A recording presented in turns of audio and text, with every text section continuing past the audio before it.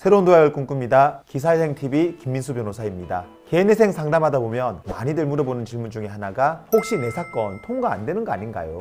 라는 겁니다. 그럴 때마다 저는 이렇게 말씀드립니다. 저한테 숨기는 거 없이 솔직하게 말씀 주시고 우리 사무실에서 요청하는 자료 다 꼼꼼히 챙겨주시면 걱정하지 마시라고요. 이렇게 말씀드리면 대부분은 안심을 하시는데 그래도 계속 불안해하는 분들이 계세요. 그래서 오늘은 제가 개인회생 인가 못 받고 기각되는 사람들 유형 5가지를 소개해 드리려고 합니다. 오늘 내용 잘 들어보고 내가 여기에 해당되는 거 아니면 너무 걱정하지 말고 통과된다고 믿고 사건 진행하면 됩니다. 개인회생 통과 안 되는 첫 번째 유형은요, 재산이 빚보다 더 많은 분들입니다. 개인회생에서는 빚보다 재산이 더 많으면 신청 자격이 안 되는 거라서 신청 놓고 이걸 밝혀지게 되면 회생이 기각될 수가 있어요. 여기서 재산이라고 하는 거는 내 명의로 된 부동산, 자동차, 예금, 퇴직금 같은 걸 말하는데요. 경우에 따라서는 배우자 명의의 부동산이나 자동차도 일정 금액만큼은 내 재산으로 잡히기도 합니다. 그런데 회생에서는 면제재산이라는 게 있어서 면제재산에 해당되는 돈만큼은 재산에서 빼줍니다. 예를 들어서 내가 전세로 살고 있으면 소액임차 보증금만큼은 재산에서 빼주고 보험 환급금도 150만 원 이하 금액은 재산에서 빠집니다. 퇴직연금의 경우에는 재산에서 완전히 빠지고 퇴직금도 2분의 1만큼만 재산으로 인정이 됩니다. 그러니까 신청하기 전에 이런 것들을 하나하나 다 따져보고 신청을 해야 나중에 기각될 일이 없는 거죠. 통과가 되지 않는 두 번째 유형은 신용빚이 10억이 넘어가거나 담보빚이 15억 원을 넘는 분들입니다. 만약에 신용이나 담보빚 중에서 어느 거 하나라도 이 금액보다 더 많으면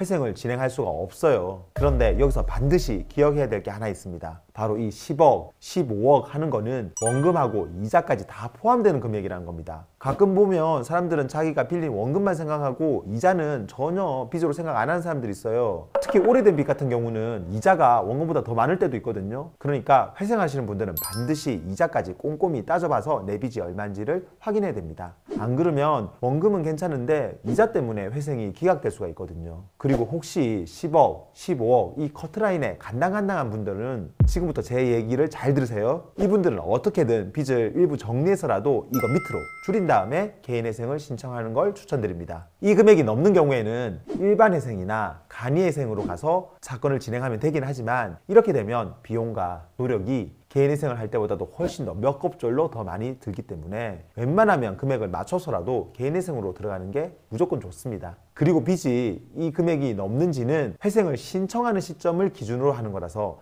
신청 직전에만 이 커트라인을 맞추면 되니까 나중에 이자가 더 붙는 거나 하는 거는 신경을 안 써도 됩니다. 따라서 빚 액수가 좀 센 분들은 신청 들어가기 전에 금액 조절을 해서 신청을 해야 기각이 안 되고 통과가 될 수 있다는 겁니다. 이거는 마치 격투기 선수들이 경기 들어가기 전에 개체량 맞춰서 체중 줄이는 거와 비슷하다고 생각하시면 돼요. 통과 안 되는 세 번째 유형은 법원에서 내라고 하는 서류를 부실하게 내거나 아니면 그냥 아예 안 내고 무시하는 사람들입니다. 설마 회생 신청하는 분들 중에 이런 사람들이 있겠어? 라고 생각할 수도 있는데요. 사실 회생이 기각되는 케이스 중에 가장 많은 게 바로 이 경우입니다. 왜냐하면 회생을 하면서 내는 서류들이 생각보다 너무 많거든요. 처음에 회생 신청할 때 이것저것 서류들을 엄청 내고 나도 보정명령이라는 게 나오면 또 추가로 자료를 내야 되는데요. 이 보정명령이라는 게 뭐냐? 내가 낸 회생 신청서 내용을 법원에서 보고 부족한 점이 있으면 또는 문제되는 부분이 있으면 거기에 대한 자료를 다시 요청하는 거란 말이죠. 이게 아무래도 내가 가장 약한 부분을 공격하는 거다 보니까 보정명령에서 내라고 하는 자료를 준비하고 설명하는 게 생각보다 쉽지가 않습니다. 특히 내 사건에 문제가 있다 이런 분들, 쉽게 말해서 숨기고 싶은 내용이 있는 분들은 자료 내는 게 더 힘들죠. 그렇다 보니까 자료를 전혀 못 내거나 내더라도 대충 내거나 그러면은 회생이 통과가 안 됩니다. 이럴 때는 이게 약한 부분이라고 해서 무조건 피하려고만 하지 말고 어떻게든 자료를 준비하고 논리를 만들어서 회생위원을 설득시키려고 해야 합니다. 이렇게 정성을 쏟아부으면 어지간한 사건들은 다 회생을 통과할 수 있습니다. 회생 통과 안 되는 네 번째 유형은 이전에 회생 파산으로 면책받은 적이 있는데도 이걸 말을 안 하고 다시 신청하는 분들입니다. 이걸 왜 말 안 하고 할까 의아해하는 분들도 많이 계실 텐데요. 일부러 말을 안 하는 분도 계시지만 너무 오래돼가지고 내가 이전에 회생 파산을 해가지고 면책을 받은 사실이 있는지를 정확하게 기억을 못 하시는 분들도 있어요.